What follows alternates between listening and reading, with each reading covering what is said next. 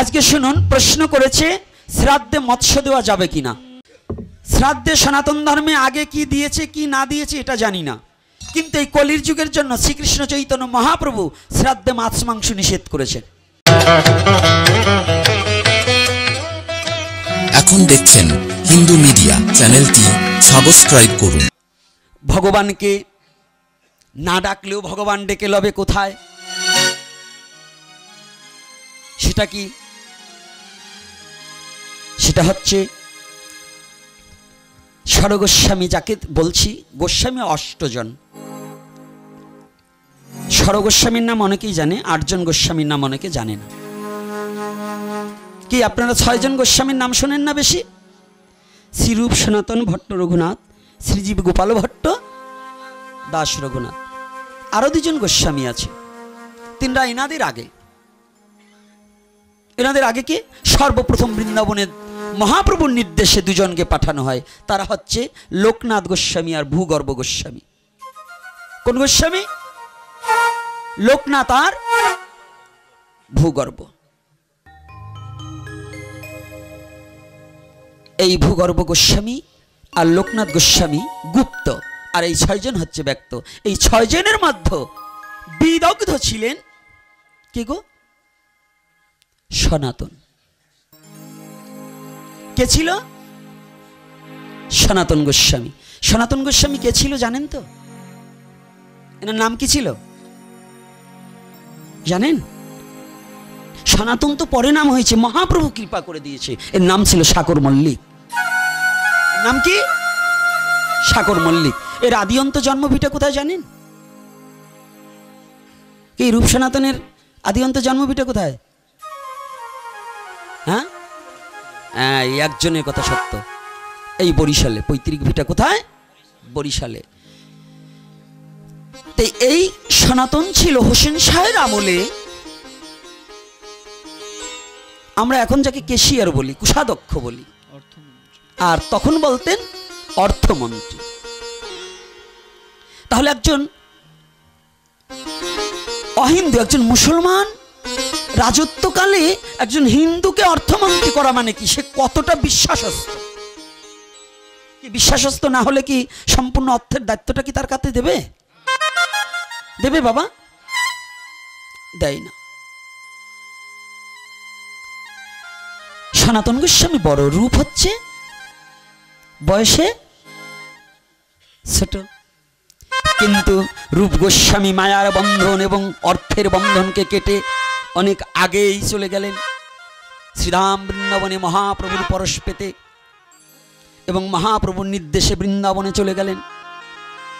বৃন্দাবনে বসে একখানা পত্র লিখে দিলেন, সনাতনকে পত্রখানা দিয়ে দিলেন। ভাই, দাদা, এখনো যে অর্থের মায়ায় তুমি ঘুমিয়ে আছো, তুমি কি একটিবার ভেবে দেখেছো এই অর্থ একদিন তোমার অনর্থ হয়ে যাবে?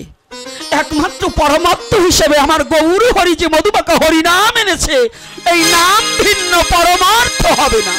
গৌরাম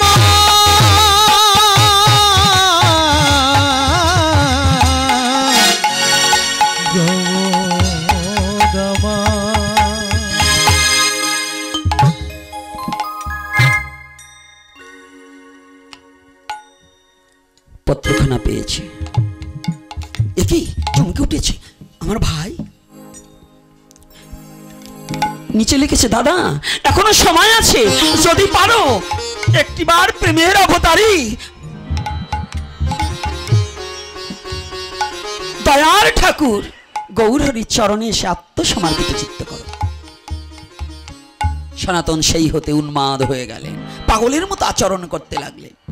কিন্তু হোসেন শাহ মনে মনে চিন্তা করলেন, তাই তো, এমন সুবুদ্ধি অর্থমন্ত্রীকে যদি আমি পরিত্যাগ করে দেই, ওকে পাগল হলেও আমার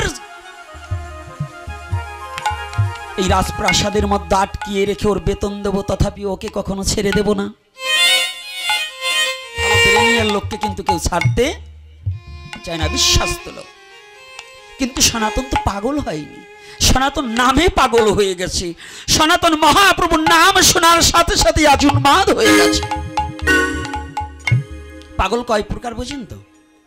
এক প্রকারের পাগল আছে, পাগলের সুখ মনে মনে, কাগজ কুড়ায় টাকা গোনে, আছে না?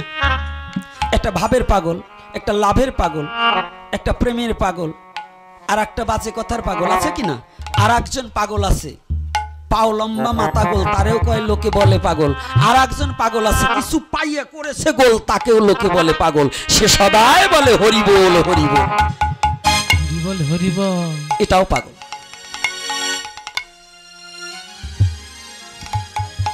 যে কোনো ক্যাপাসিটি করে অত বিস্তারিত লীলাটাকে দীর্ঘায়ী করতে গেলে আরো 4 ঘন্টা সময় লেগে যাবে। এত বিস্তারিত আলোচনা করব না। এই আলোচনার পরে একটু মাঝে গিয়ে একটা প্রশ্নের আছে, যারা আমাকে এনেছে তাদের একটা কোশ্চেন আছে, এই কোশ্চেনটার উত্তর দিতে হবে।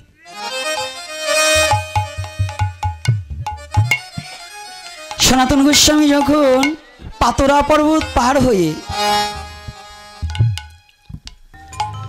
এদিকে মহাপ্রভু বসে আছে চন্দ্রশেখরের ঘরে, কোন দিন আমার সনাতন আসবে, সনাতনকে আমি কৃপা করব। কেউ পেতে চায় আর কেউ দিতে চায়।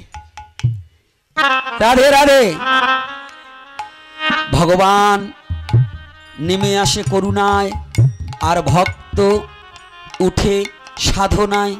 সাধনার আর করুণা যখন একাকার হয়ে যায়, সাধনার করুণা, এই দেহের মধ্যেও সাধনার করুণা, কুলকুণ্ডলিনী শক্তি, এটা কি কর্ম করলে করুণা হয়? শ্রীকৃষ্ণ সাধনা হয়, সাধিতে পারলে তাকে কি হয়? সাধনা হয়। সাধনায় কুলকুণ্ডলিনী শক্তিকে জাগ্রত করতে হয়। আর করুণা মানে কি? ইনি নেমে আসে আর উনি জীবাত্মার পরমাত্মা দুজনে মিলন হয় কোথায়? দ্বিদলে। এই অবস্থা যখন হয় তখন হৃদয় খানা বৃন্দাবন হয়, আর ওই হৃদয়ের মধ্যেই রাধা গোবিন্দ লীলা দর্শন করতে পারা যায়।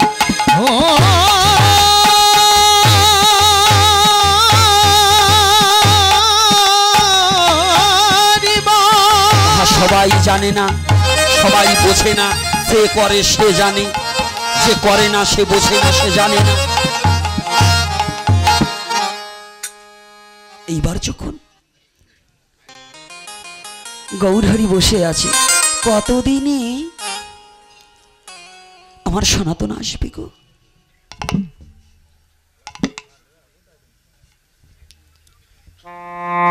কতদিনে আসবে? মহাপ্রভু বসে আছে। এদিকে পাতরা পর্বত পার হয়ে ওখানে অনেকটা গ্যাপ রেখে গেলাম। সনাতন ছুটে চলেছে কোথায়? মহাপ্রভু, প্রভু আমি কি তোমার দেখা পাবো না? কতদিনে আমাকে কৃপা করবে? আমি ওই তোমার যুগল চরণ দর্শন করে আমার এই অযোগ্য পাত্রখানা তোমার চরণে বিকিয়ে দেব। কবে? এমন দিন কবে হবে গো? যখনই এ ভাবনা নিয়ে সনাতন কাঁদছে আর হাঁটছে আর মধুমাখা হরিনাম করছে। হরিনাম করিতে করিতে সনাতন এগিয়ে যাচ্ছে। এদিকে ভক্তমুখে সংবাদ পেয়েছে চন্দ্রশেখরের ঘরে আমার প্রেমের অবতারী শ্রীমান গৌরহরি চন্দ্রশেখরের ঘরে আজ অনেক দিন যাবৎ আছে। কিন্তু তখন তো গাড়ি ঘোড়া নেই। হেঁটে যেতে যেতে সনাতনের বড় চুল দাড়ি নোখ হয়ে গেছে। সনাতনের বড় বড় চুল দাড়ি নোখ হয়ে গেছে। চন্দ্রশেখরের ঘরের মধ্যে বসে ভগবান গৌরহরি ভক্ত সঙ্গে কৃষ্ণ কথা আলাপনে মত্ত আছে। বহু ভক্ত নিয়ে হয় নাম সংকীর্তন, অন্তরঙ্গ ভক্ত নিয়ে হয় কি? প্রেম আস্বাদন কিংবা রস আস্বাদন। রাধে রাধে। সবার দ্বারা সব কাজ সম্ভব হয় না, সবাইকে নিয়ে হরি কথা বলা যায় না। তো এইবার কি করেছে? চন্দ্রশেখরের বাহিরে এসে দাঁড়িয়ে আছে। বাবা আর ডিস্টার্ব করো না, ঠিক করো, আমার কিবোর্ডটা নষ্ট হয়ে যাবে। যন্ত্রপাতি তো ইলেকট্রিক্যাল যন্ত্রপাতি, এরকম বারে বারে যদি আপ ডাউন করে আমার কিবোর্ডটা কেটে গেলে কিন্তু তোমাকে আমি পাবো না। জয় শ্রী রাধে। কথাটা একটু থাকতে হবে। চন্দ্রশেখরের ঘরের মধ্যে মহাপ্রভু হরি কথায় মগ্ন, কিন্তু কি করেছি জানি,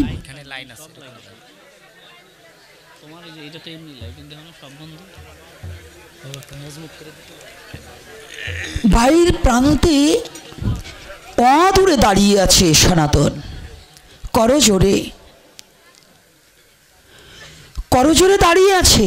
যদি একটিবার মহাপ্রভু ওই ঘর থেকে বাইরে আসে, আমি মহাপ্রভুর শ্রী চরণ দর্শন করি, ওই চরণে একটা প্রণাম করে আমি চলে যাব। ওই চরণে একটা প্রণাম করেই আমি চলে যাব। যখনই বলছে ওই চরণে একটা প্রণাম করে চলে যাব, অদূরে দাঁড়িয়ে আছে, আর দুটি নয়নের জলে বক্ষ প্লাবিত করছে। কখন জানুন? ভক্ত ভগবানকে তখনই দেখতে পায় যখন আকুলতার বেকুলতা বেড়ে যায়। যদি ভগবানকে দেখার আকুলতা বেকুলতা না থাকে, তাহলে ভগবানকে ভক্ত কোনোদিন দেখতে পারে না। যখনই দেখতে পারে না, আর আজকে ভগবানকে দেখার জন্য সনাতনের আকুলতা বেকুলতা বেড়ে গেল। যখনই আকুলতা বেকুলতা বেড়ে গেছে, ভক্ত যদি ভগবানকে ডাকে, ভগবান কি আর থাকতে পারে? ভগবান আর থাকতে পারে না।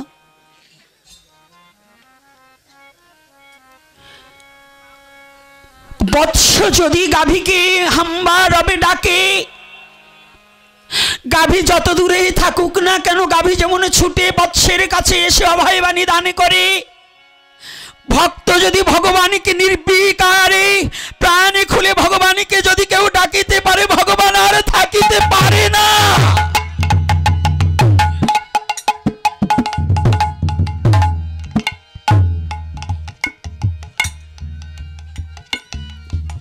ভগবান ঠিক ভক্তের দ্বারে এসে দেখা দেয়।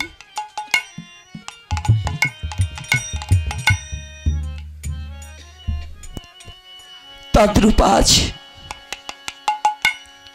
অদূরে দাঁড়িয়ে সনাতন কাঁদছে।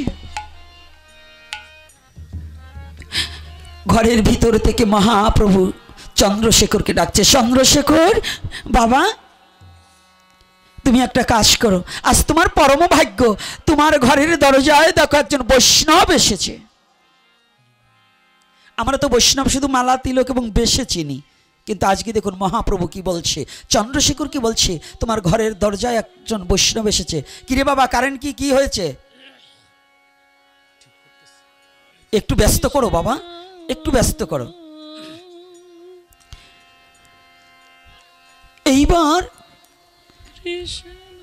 চন্দ্রশেখর দাঁড়িয়েছে মহাপ্রভুর ঠাই। প্রভু বলছে তোমার দ্বারে একজন বৈষ্ণব এসে, তাকে বুলাহ। এই যে বুলাও কথাটা কিন্তু উড়িয়া ভাষা। বুলাও কথাটা কি?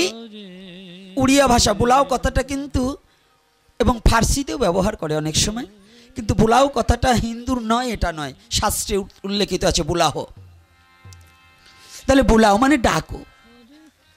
চন্দ্রশেখর দৌড়িয়ে গিয়েছে ঘরের দরজার কাছে,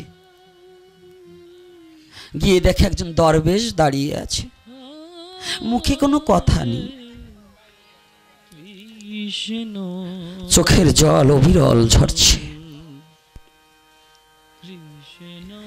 সনাতনের ইচ্ছা আমার প্রভুর বদনখান আমি কখন একটু দর্শন করব, দর্শন করিতেই হবে।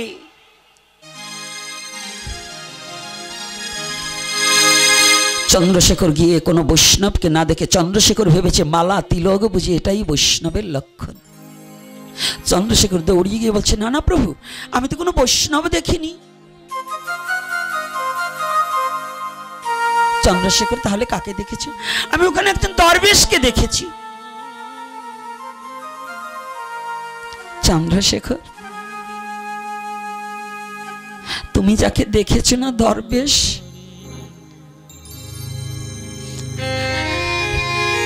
তুমি যাকে পাগল মনে করেছো, এ যে পাগল নয়, এ যে মধুমাখা হরি নামের পাগল হয়ে ছুটে এসেছে তোমার দ্বারে।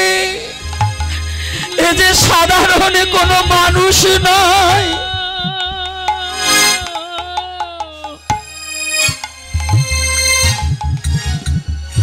চন্দ্রশেখর, যার অপেক্ষায় আজকে অনেকদিন তোমার ঘরে বসে আছি,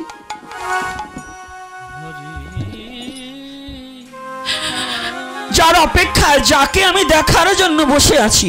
একটি কথা ভাবুন, যার চরণ দর্শনের জন্য যুগী পায় না যোগ সাধনে, ব্রহ্মা পায় না ব্রহ্ম জ্ঞানী, সেই গৌর হরি তার পরম প্রিয় ভক্তের জন্য বসে আছে দেখার জন্য।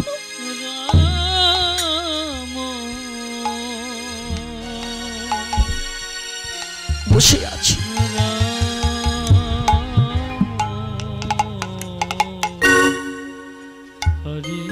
যখনই বসে আছি, চন্দ্রশেখর উনাকেই ডাকো। চন্দ্রশেখর বলছে, ভক্ত মহাপ্রভু আপনাকে ডাকছে।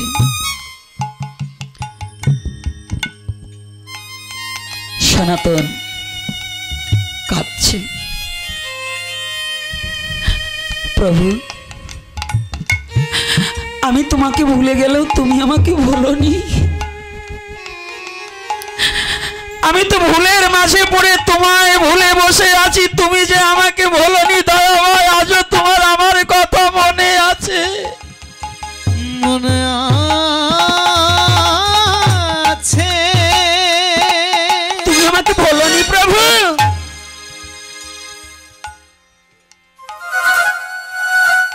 হঠাৎ করে সনাতন দেখতে পায় চন্দ্রশেখরের আঙিনায় যেন এত মানুষ হেঁটেছে, তার চেয়ে আলাদা একটা পদচিহ্ন পড়ে আছে।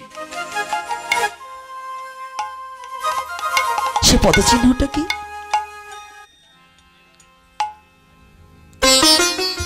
সবার চেয়ে আলাদা মহাপ্রভুর পদচিহ্ন। যখনই মহাপ্রভুর পদচিহ্ন পড়ে আছে,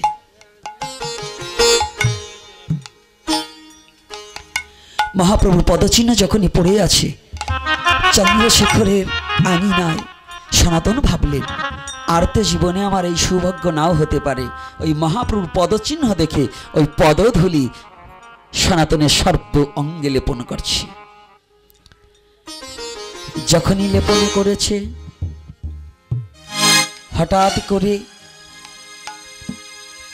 লেপন করার সাথে সাথে মহাপ্রভু ঘর থেকে বেরিয়ে এসেছে। সনাতন এসো বাবা, আমার কাছে এসো।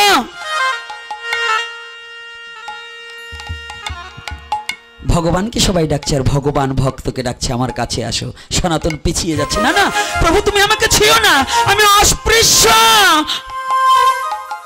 আমাকে ছুঁলে তুমি অপবিত্র হয়ে যাবে, দয়াময় আমাকে তুমি ছুঁয়ো না। দেখুন ভাবটা কি, সনাতনকে মহাপ্রভু ধরতে যাচ্ছে আর সনাতন পিছিয়ে যাচ্ছে। না না প্রভু তুমি আমাকে ছুঁয়ো না। মহাপ্রভু দুটি হাত পা সরিয়ে দিয়েছে, সনাতন একটিবার আমার কাছে আসো, তোমাকে ছুলে জগৎ অস্পৃশ্য হলেও আজ আমি বলছি, আজ আমি তোমাকে স্পর্শ করে আমি পবিত্র হব, কৃপা করে তুমি একটিবার আমার কাছে ছুটে আসো।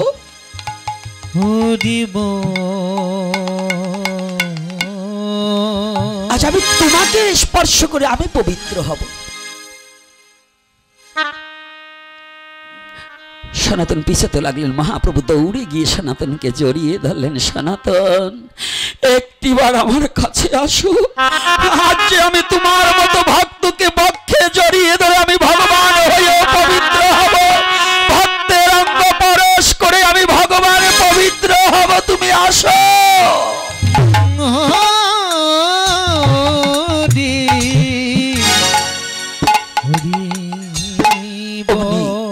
সনাতনকে দৌড়ে গিয়ে ভগবান গৌরহরি জড়িয়ে ধরলেন। ভগবানকে খুঁজতে হবে না, ভগবান কি তার ভক্তকে খুঁজে লইবে। এতে নিঃসন্দেহে অকপটে শুধু চিত্তটাকে শুদ্ধ করুন। কোনটা? চিত্তটাকে শুদ্ধ, আত্মাটাকে পরিশুদ্ধ করুন। মনের দুয়ার খুলে ভগবানকে ভালোবাসুন, না হলে আমাদের জীবনের আর কোনো গতি হবে না। এই চিত্তটা যতদিন পর্যন্ত না থাকবে। আর শুধু ভক্তজন, আমার প্রশ্নের উত্তর না দিয়ে যেখানে প্রশ্ন করেছে উত্তর দেব, লীলাটা এখানে একটু দাঁড় করিয়ে রেখে যাই, আর পিছনে বাবা তোমরা চলে যাও। আজকে শুনুন, প্রশ্ন করেছে শ্রাদ্ধে মৎস্য দেওয়া যাবে কিনা।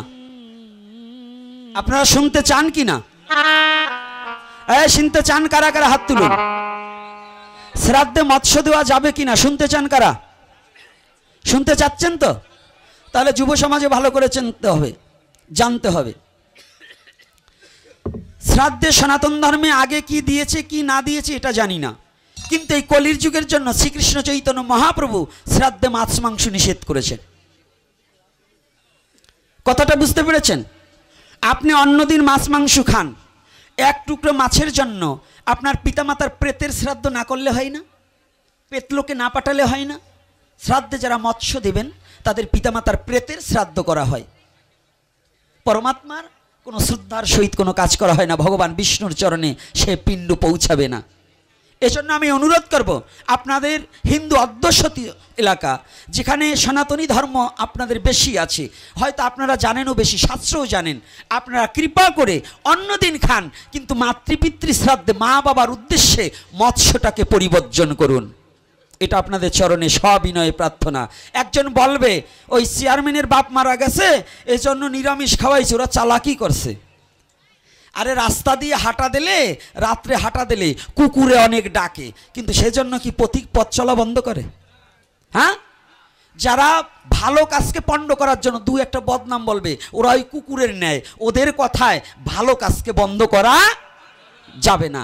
এজন্য বলছি, আপনারা নারী পুরুষ যারা আছেন এত খাওয়ার লিপসাটাকে একটু পরিবর্তন করে কৃপা করে একটু শ্রাদ্ধটাকে মৎস্যটাকে পরিত্যাগ করার চেষ্টা করুন। যারা সমাজপতি আছেন, যারা সাধুজন আছেন, যারা গুরুজন আছেন, সমাজকে যারা পরিচালনা করছেন, দোহাই ধর্মের আপনারা একটু চেষ্টা করুন কুসংস্কার থেকে বেরিয়ে আসার জন্য।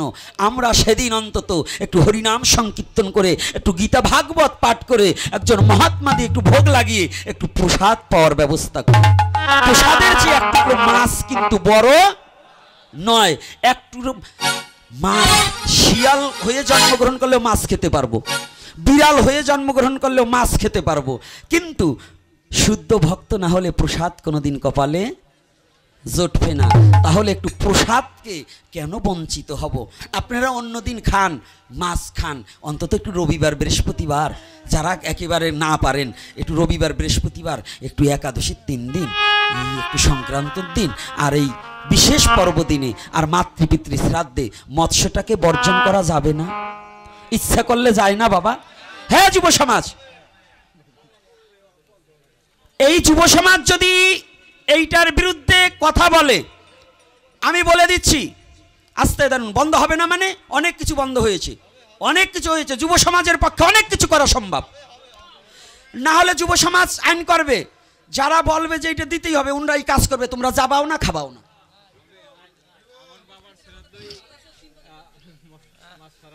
হ্যাঁ, এইটাই করবে, কথাটা বোঝা গেছে? যুব সমাজ বলবে আমরা ন্যায়ের পক্ষে। এই এখানে যে ছেলেরা আসছে এত টাকা ভাড়া দিয়ে অনেক দূরের থেকে, মাদারীপুরের থেকে আসছে, ওই গোপালগঞ্জের তো আসছে, বরিশালের তো আসছে, এখানে কয়েকটা ছেলে আসছে, আমি জানি, আমার সাথে কথা করে বলে এসেছে। এরা ইচ্ছা করলে আজকে যে কয় টাকা তেল ফুরিয়ে এখানে আসছে, ওদের ওরা ভালো খেতে পারতো না? পারতো কি না? তাহলে এত কষ্ট করে ওরা ছুটে এসেছে কেন?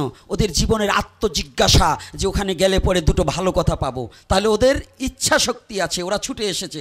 এজন্য ভালো খাওয়ার লালসা এখনকার বর্তমানে যুব সমাজ করে না। কিন্তু আমাদের মধ্যে কিছু লোভী লোক আছে, সারা জীবন পরের বাড়ি খাইয়ে আসছে, এই খাওয়াটারে বলতে চায় না।